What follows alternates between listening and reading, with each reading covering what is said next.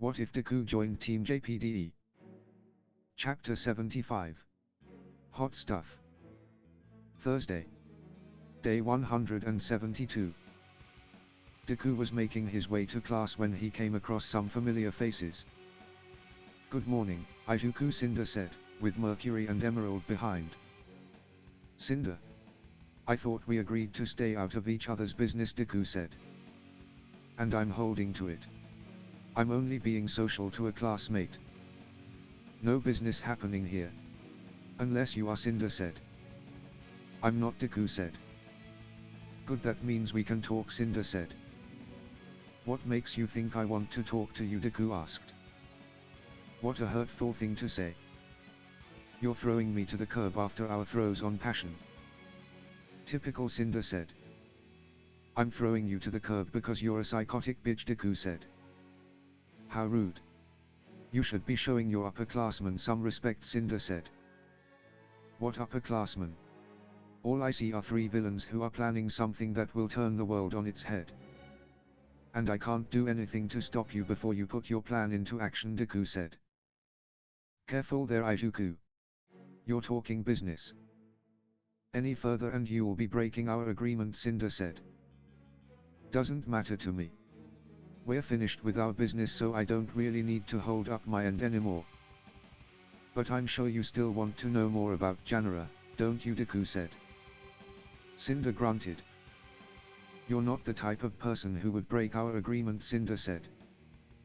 "Watch me," Deku said. Deku then walked away. "Ma'am?" Mercury asked. "Stand down, Mercury," Cinder said. "But," Mercury said, "he's holding all the cards as of now. If we openly do anything against him, he'll be on us like Grim on negative emotions," Cinder said. "So what are we going to do?" Mercury asked. "We'll work in the shadows until the cards are in our favor. We'll do what needs to be done when him and his team aren't likely to be around, which will most likely be at night," Cinder said.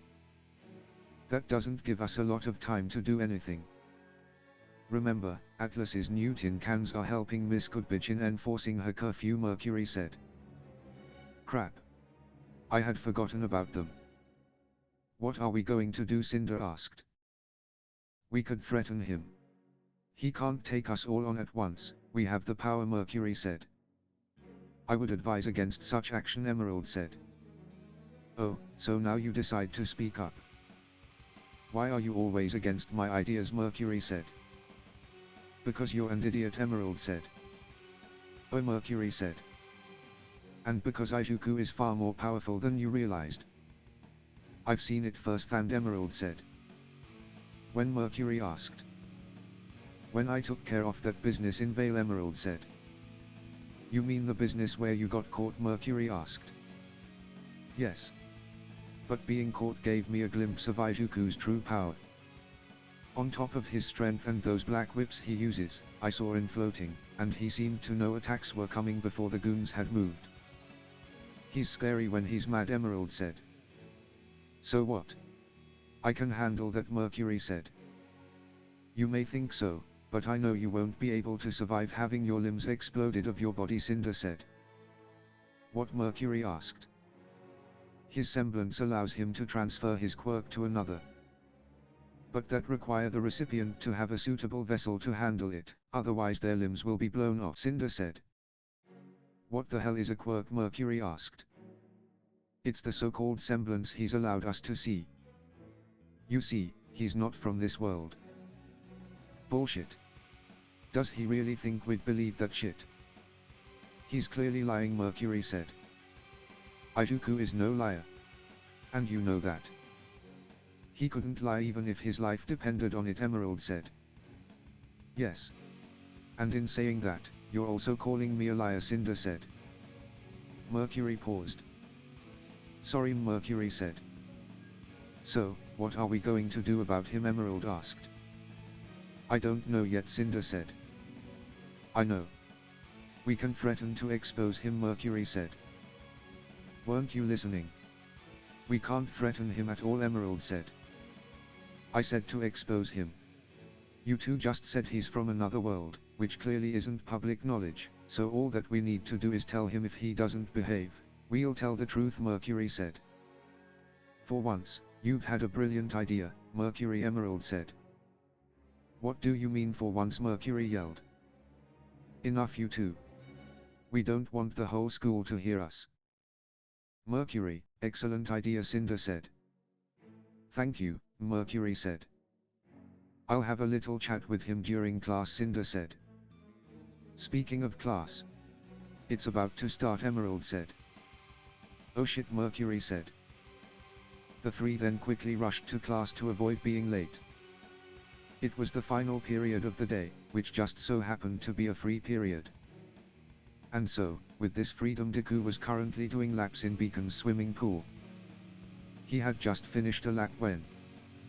Hello again, Ijuku, Cinder said. Deku looked to see Cinder standing at the edge of the pool. Cinder was wearing a revealing red and gold swimsuit. Deku's face flushed as he saw her. Despite everything wrong with her, Deku couldn't deny that she was hot. What's the matter, Ijuku? Like what you see, Cinder asked. Cinder? What are you doing here? Plan to make it look like I drowned, Deku asked. I wish it would be that easy to get rid of you. It would be easier to tame a Grim than drowning you and getting away with it, Cinder said.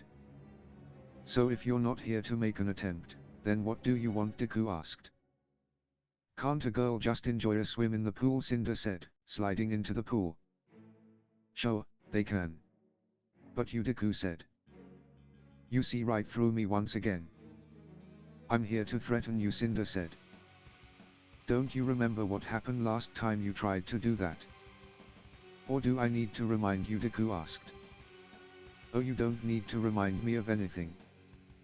I'm the one going to be reminding you, Cinder said. Of what, Deku asked. During your threat you made one fatal mistake. You overplayed your hand, Otherworlder, Cinder said, swimming up close to Deku, pushing him to the edge of the pool. Shit, Deku thought. That's right. You may have thought you had all the cards, and I'll admit so did I. But in truth I still have them all. So, be a good boy and back off and I won't expose who you really are, Cinder said. Fine, Deku said. Good boy, Cinder said. Cinder then kissed Deku. And since I've gotten to know you so well, I think I should return the favor, Cinder said. Why would you do that, Deku asked. Why shouldn't my boyfriend know more about me, Cinder asked. Boyfriend? Yeah, alright, Deku said. As you know, me and Blaze are long-lost sisters who were separated when we were young, but thanks to a miracle of chance we were finally reunited after so many years. And for the record, I do love and care about Blaze and spent years trying to find her but with no luck. Before we were separated, we lived in an orphanage. Our mother passed due to complications with Blaze's birth. And not long after our father died after taking a job to try and provide for the two of us. We ended up in an orphanage where we had to work to earn of keep. Or more accurately, I had to work twice as hard so we could both eat, but most of the time, I could only do enough to feed Blaze, Cinder said. I'm sorry to hear that, Deku said. It was also at that orphanage where I got my nickname. You see, Cinder isn't my real name, Cinder said. What, Deku asked. The other children started calling me that to make fun of my hair color and the fact that I was usually covered in soot and ash from my work, Cinder said. Then why does Blaze call you Cinder if it's a nickname, Deku asked. Because she didn't know any better. Everybody called me Cinder as she grew up and so she started doing it the same. And although it was a nickname, hearing it from her was different. It's also the reason she chose the name Blaze, to match me. I couldn't bring myself to correct her, Cinder said. This Cinder doesn't sound like the Cinder I know, Deku said. Well, you're about to meet her. After things started to get better since Blaze to start working, they immediately got worse. Out of nowhere I was adopted and taken away from Blaze. I ended up in Atlas where I was put to work in a hotel that she owned. Moved from clearing and orphanage to a hotel, fantastic. She treated me the same way I was in the orphanage, along with her two daughters, Lily and Rose. However, one day things started turning around. I had stolen a sword of a huntsman, Rhodes was his name, who frequently stayed at the hotel, Cinder said. What did you plan to do with it, Deku asked. I think you know. But I never got the chance, at least not then. He quickly found me, but instead of dobbing me in, he took pity on me. He had noticed the mistreatment I had suffered, and so he decided to train me to become a huntress when I turned 18 and was free of my stepmother. For the first time in my life, I thought things were going to get better, and over the years, even though I still suffered from by the hands of my step-family. But once again it all came burning down. My stepsisters discovered the sword that Rhodes had given me as a gift and told my stepmother about it. Big mistake, Cinder said. You murdered them, Deku said. They got what they fucking deserved. After years of torment at their hands, I made them experience pain 10 times over, before cutting down my stepsisters with my sword and then strangled my stepmother to death. However, in the time I took in taking revenge, Rhodes had arrived at the hotel. He saw the last moments of revenge. I turned to him with a smile, but all he did was draw his weapons and told me to surrender so he could arrest me for the murder of my step-family. After all these years. After all the torment he saw. After everything. He betrayed me. He turned his back on me. So, I did what I had to, and so I killed him with the very blade he had given me. Afterwards, I burnt down the hotel and ran away. After that day, I decided, I wouldn't let anyone else take advantage of me for their own gains. Anything I was going to do would be for me and me alone, Cinder asked. Then why are you letting someone take advantage of you for a third time?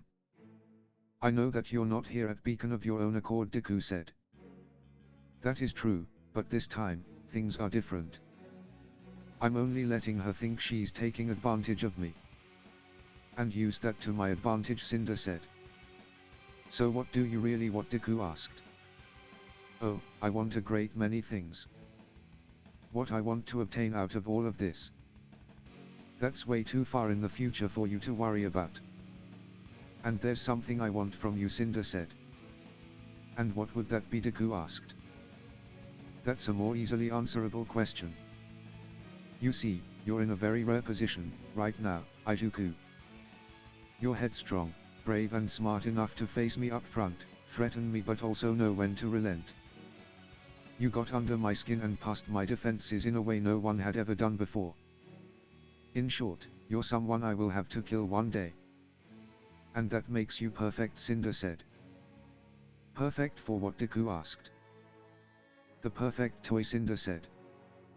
Cinder then kissed Deku, before pulling him underwater. Deku fought to escape, but Cinder had a tight hold on him. Using all of his strength, Deku pushed off the floor of the pool and the two landed just outside of the pool. You're the perfect buffer. Oh, I got plans, Izuku. So many plans, but to bring them to fruition I have to restrain myself from so much, Cinder said. Deku then punched Cinder. Oh yes. Like that. I knew you can take it. And you can give it, Cinder screamed. Get off me, you crazy bitch, Deku yelled. And then. You can die, can't you, Cinder yelled. Cinder then hit Deku several times. Oh, I'm sorry, I was playing a bit too rough, wasn't I? Allow me, Cinder said. Get off, Deku said. If you don't like it, then push me off. You're certainly strong enough. And they're all better now. And, returning to my earlier statement. What I want, Izuku, is for you to take everything I want to give. My secrets. My basest instincts. Everything I want to let go of, that I want to let out. You'll take them. And then, when you're going to be too bothersome to keep around, you'll die, Cinder said. Cinder then sat up. And right now, I want you to take this, Cinder said. Cinder then removed her bikini. And I can feel you want to take it. So go on, take what I want to give. Take it all. And give me your all, Cinder said. Cinder then kissed Deku and began to reach down his swim shorts. Deku and Cinder then spent the rest of the school day taking and receiving what each of them had to give. Deku was taking an afternoon stroll through Vale to relax and enjoy what Vale had to offer for once. But his time was soon to be interrupted. He looked down the street to see a pile of shopping bags and boxes making their way down the street. What the? Well, those are going to fall, Deku said. On cue they did begin to fall. Deku quickly moved in to catch the falling bags and boxes. After catching them, Deku saw 4 familiar faces. Oh, hello Team NDGO, Deku said. Izuku Gwen exclaimed. Hello handsome. Thanks for catching our shopping, Octavia said. You're welcome. But I have to ask, why do you 4 have so much shopping, Deku asked. Because, Octavia said. Because Octavia has gone crazy and wouldn't let us choose our outfits for the Vital Festival dance, Nebula said. I have not gone crazy. It's the rest of them that have gone crazy. You 3 were really okay with those dreadful dresses you had selected. I couldn't allow that. We are Team NDGO, for God's sake. We are the champion of the team circuit, we can't go to such an event without looking our best, Octavia yelled. Deku chuckled. Just like Evelyn. She oversaw our outfits for the dance for our team. She wouldn't let us wear anything below her standards, Deku said. Well, would you look at that, you have something in common with your nemesis, Nebula said. Evelyn is not my nemesis, Octavia yelled. You sure act like it, Nebula said. Can we get back to shopping, please? I want this to be over as soon as possible, Dew said. I agree with Dew. How much longer do we have to suffer, Gwen asked. It will take as long as it will take. You cannot rush art, Octavia said. Octavia, we can't even hold all of our shopping as of now, surely we are almost done, Nebula said. We're not even close to being done, Octavia said. Oh, for Nebula yelled. Say, why don't I help you girls by carrying some of you shopping, Deku said. You'd really help us with all this shopping, Gwen asked. Of course I will help. Why wouldn't help my girlfriend, Deku said. Girlfriend, Gwen questioned. Gwen then blushed. Excuse me one moment, Gwen said. Gwen then walked off into an alleyway before screaming with pure joy. Oh wow. Such a charmer you are, Izuku. I wonder, can you make me scream like that, Octavia flirted. Octavia, please don't try and seduce Gwen's boyfriend, Nebula said. And what's wrong with that? He already has 2 girlfriends. I'm sure he can accept a 4th, Octavia said. Yeah. 2 girlfriends, Deku quietly said to himself. Gwen then returned. Sorry about that. Now shall we continue on, Gwen said. Yes, please. And please can we pick up the pace as well, I'd rather not bother Izuku more than we already have, Nebula said. It's no bother at all really. I was just taking a stroll when I saw Mount Fashion, I wasn't doing anything important, Deku said. Still, I'd rather not keep you here longer than needed. So where are we shopping next, Octavia, Nebula asked. The next shop is, Octavia said. The 5 were now in front of a shop that was very familiar to Deku. Huntress Secrets, Octavia said. Deku and Gwen blushed profusely. Octavia, we don't need lingerie. And why did you bring us here along with Izuku, Nebula asked. Don't blame me. This was our next stop before Izuku offered to help. And as for the why, Gwen needs something to seduce her boyfriend. And the rest of us may find a partner at the dance, and you wouldn't want to disappoint, would you, Octavia said.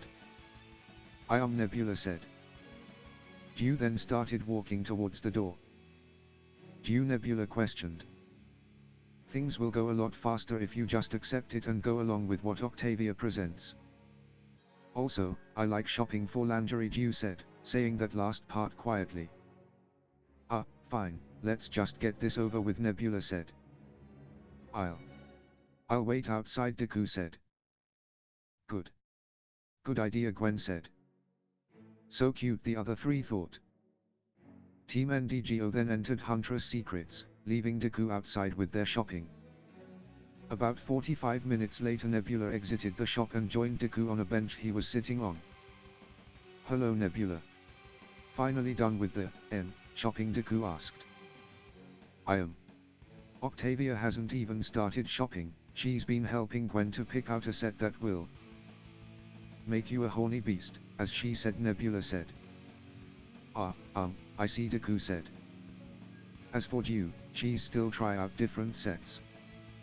I just picked something out I liked, that was finally approved by Octavia, and so I left it with them to buy once they were done and come out and keep you company whilst we wait, Nebula said.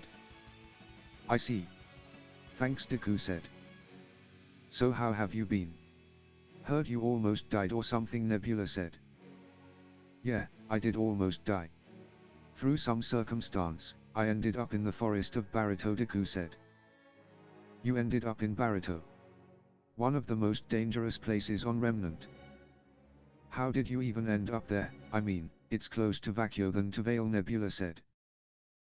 The short and sweet of it is that me and half of my team were returning to Vale after an expedition, which ran longer than expected. During our trip we had to go around a storm and so ended up close to Barito. A powerful Grim then attacked, forcing us to crash land in Barito and survive for a few days before the rest of my team and help arrived to rescue us, Deku said. That's very impressive. You survived for several days in Barito and lived to tell about it. I wouldn't take my team anywhere near Barito, at least not until we graduate. The fact you managed to survive it as a first year is a testament to your strength, Nebula said. I'm sure you and your team would be able to survive Barito. You're the champions of the team circuit, and with you as their leader, Team NDGO will have no trouble at all conquering the Barito forest, Deku said. You really think so? Nebula asked. I know so. You have the strength to achieve anything as a team, Deku said. Nebula blushed. Thanks, Nebula said. The two continued to talk until Gwen and Octavia came out of the shop. The five then spent the rest of the afternoon shopping before returning to Beacon and then their dorm room. Thanks again for your help with Octavia's shopping spree, Nebula said. You don't need to keep thanking me. I told you it was no problem at all, Deku said. Still thanks. And if you ever need help in the future, don't be afraid to ask, Nebula said. Alright. Now I shall take my leave, Deku said. Right, see you around, Nebula said. Goodbye, Izuku said. See you tomorrow, handsome, Octavia flirted. Goodbye, boyfriend, Gwen said. Gwen then kissed Deku. Same to you, girlfriend, Deku said. Gwen blushed again. Deku the left Team NDGO dorm room. So Octavia, how much money did all of this cost? Nebula asked. Don't worry about it. Our winnings covered for all of it, Octavia said. How much of our winnings? Nebula asked. Octavia said. Nebula sighed. As the night had fallen, Team JPDDE's room had become very busy. Evelyn, the oven. T-20 seconds, Penny said. On it, Evelyn said. David, is Jack in place? Penny asked. Yeah, she just reached the airship and David said. Good, Penny interrupted. Then put these to cool out on the balcony, then go wash up and prepare to greet our guests. T-7 minutes and 38 seconds, Penny said. Penny, don't you think you're going a bit too overboard? Deku asked. Even with 6 people, how are we going to eat all this stuff? Evelyn asked. Leftovers can be frozen and reheated. And overboard. This is the bare minimum, Penny said. Penny, this is a feast, David said. Exactly. This is my first time having anyone over for a meal ever. It must be nothing less than a perfect and delicious evening, Penny said. Wasn't it just an excuse for Deku asked. No reason not to be gracious hosts. So, balcony. Wash up. Guests. Hurry, Penny said. Yes, Deku said. The three of them did as Penny said. Several minutes later there was a knock on the door, to which Deku answered. Good evening, girls, Deku said. Good evening, Izuku, Coco said. Hello, Izuku. We. Oh. Oh my, Velvet said. That smell, Coco said. That smells delicious. What is it, Velvet asked. Correct question would be what it isn't.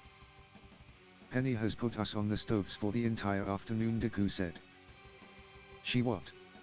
Oh geez, now I feel underdressed, Coco said.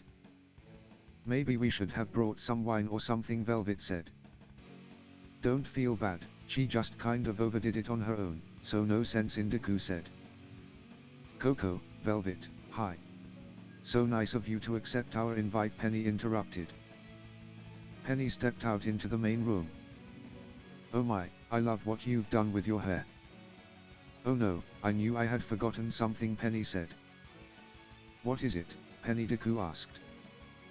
Well, the guide I was following says that at this point I should entertain the female guests while you should entertain the male ones, but... Penny said. Coco burst out laughing. Penny, from how many decades ago is this thing, exactly, Coco asked. They did say it's a classic, Penny said. Deku sighed.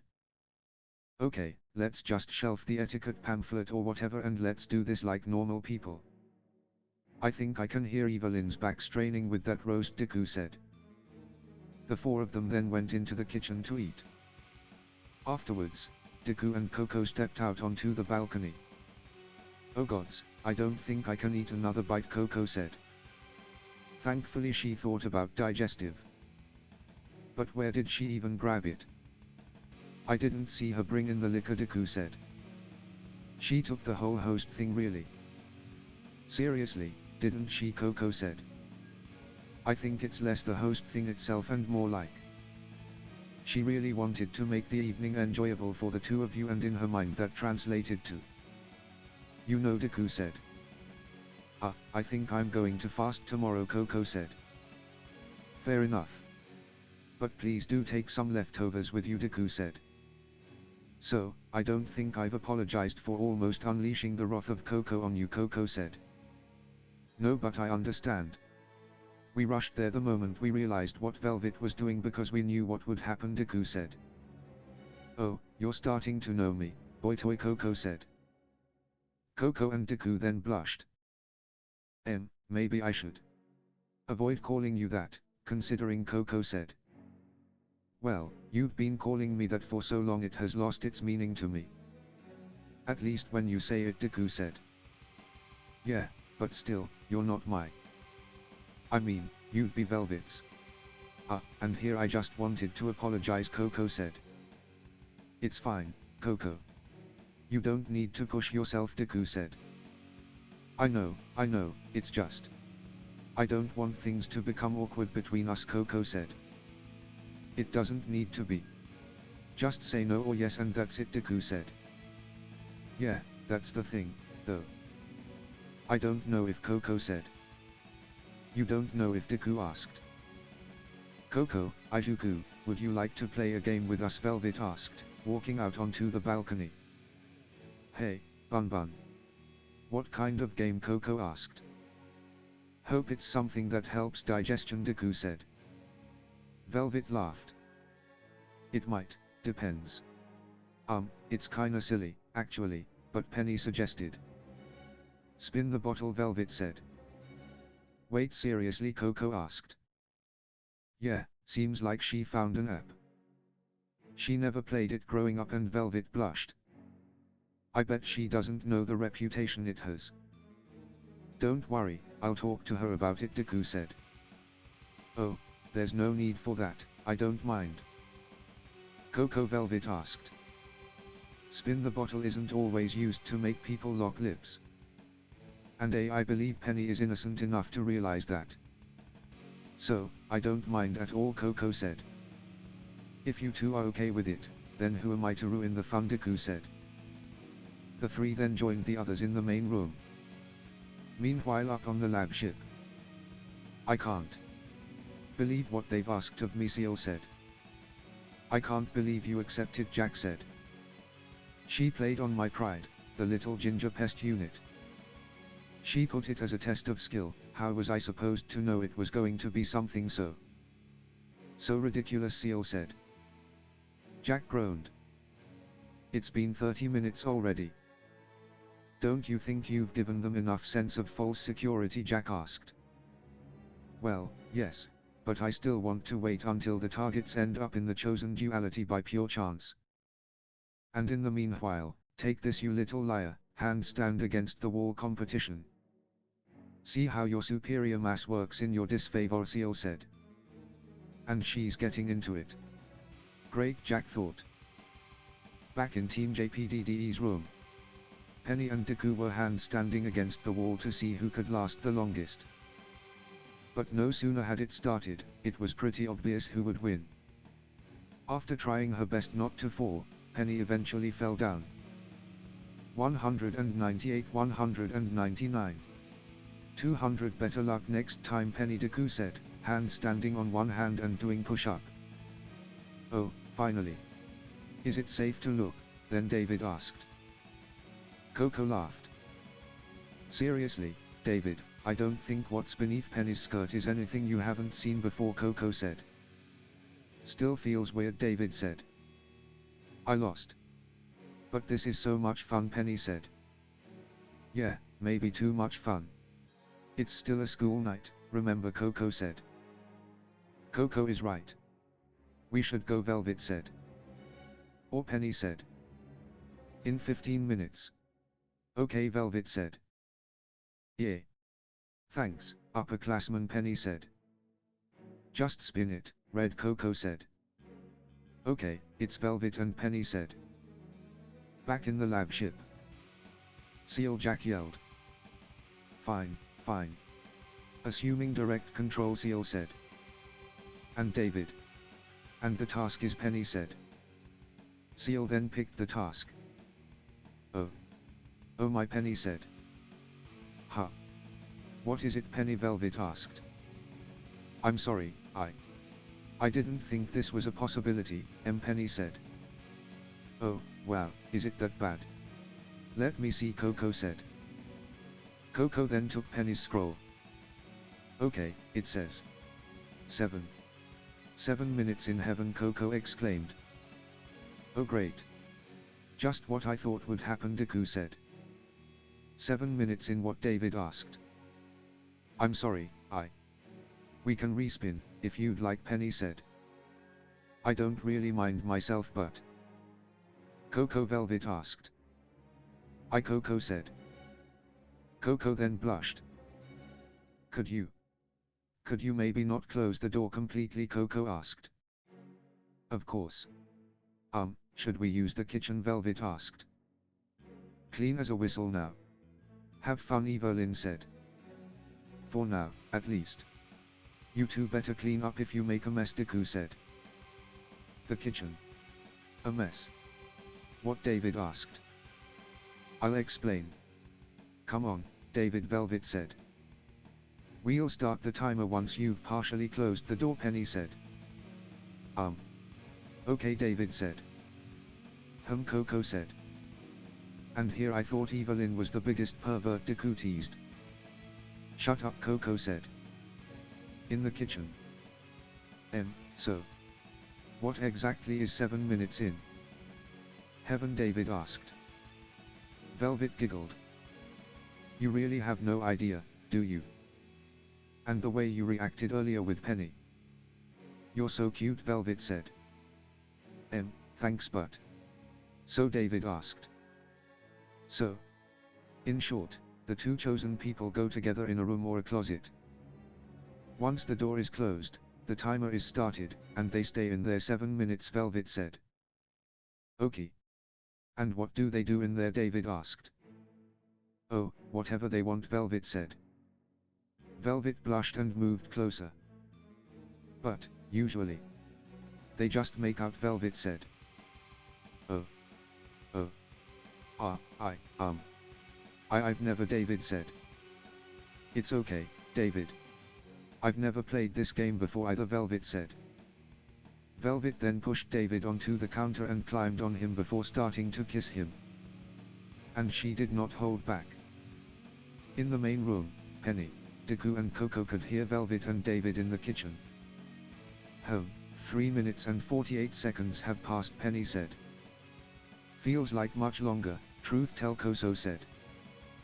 Penny, I do, mind coming to help me with this pot in the bathroom, Evelyn asked. Okay, Deku said. Oh, sure. Sorry, but could you count down for me, Coco, Penny asked.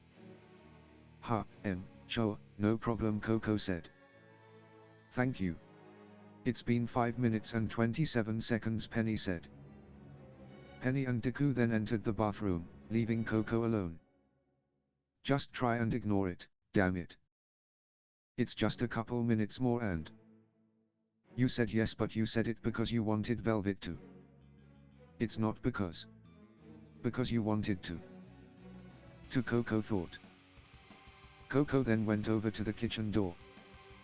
Wanted to see, Coco thought. Coco then peered through the crack in the door. Holy shit, Coco thought. Coco saw Velvet on top of David, and she wasn't holding back at all. Holy shit, holy shit, holy shit. Holy fucking shit, Coco thought. Coco then lowered one hand down and undid the button and zipper on her shorts before reaching inside. And with her other hand she brought it to her chest. Coco began to moan as she continued to watch. Boy Toy was right. I am the biggest pervert, Coco thought. Coco continued on touching herself. Time's bound to be up by now. But I don't want it to stop. But the others will be done soon, so I need to cool down, Coco thought.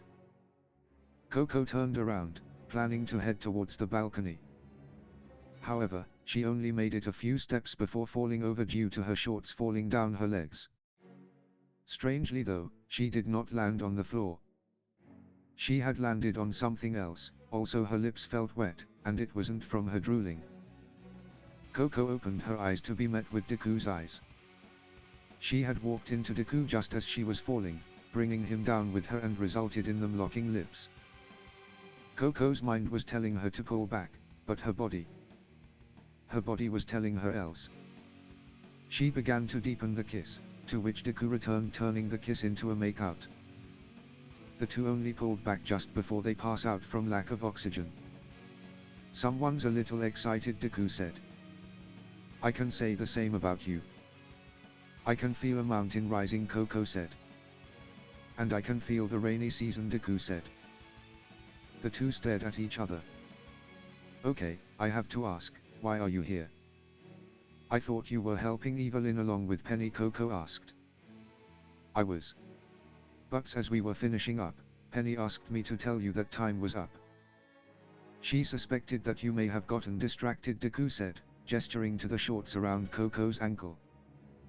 Coco let out a nervous laugh. I may have, Coco said. So, between that and our makeout session, does that mean, Deku asked. Coco said. Oh my. Did you two decide the play 7 minutes in heaven as well, Velvet asked. Deku and Coco looked to see Velvet and David had come out from the kitchen holding each other, and quite inappropriately. Hey, David stuttered. Velvet. Wait. What are you doing to David, Coco asked. Well, I'm a bunny after all. And you know what that means. And it looks like you're feeling the same way after watching us, Velvet said. I don't know how I feel, Coco said. Well, I believe it's been more than 15 minutes, so we can end it here and let you think it over, Deku said. Yeah. Let's end things here, Coco said. Oh, okay, Velvet said. Such a shame really, Penny said. Yeah, and after we brought so many new toys, Evelyn said. The four looked to see Evelyn and Penny completely naked and surrounded by a bunch of toys. Are you sure you don't want to go all the way and explore this new side to you, Penny asked. Come on, Coco. I know deep down you want to, Evelyn said. On one condition. Don't block my view of Velvet, Coco said. We can work with that, Penny said. Yeah, Velvet said. The six then spent the night together and discovered some new things about themselves along with Coco. End of chapter 75.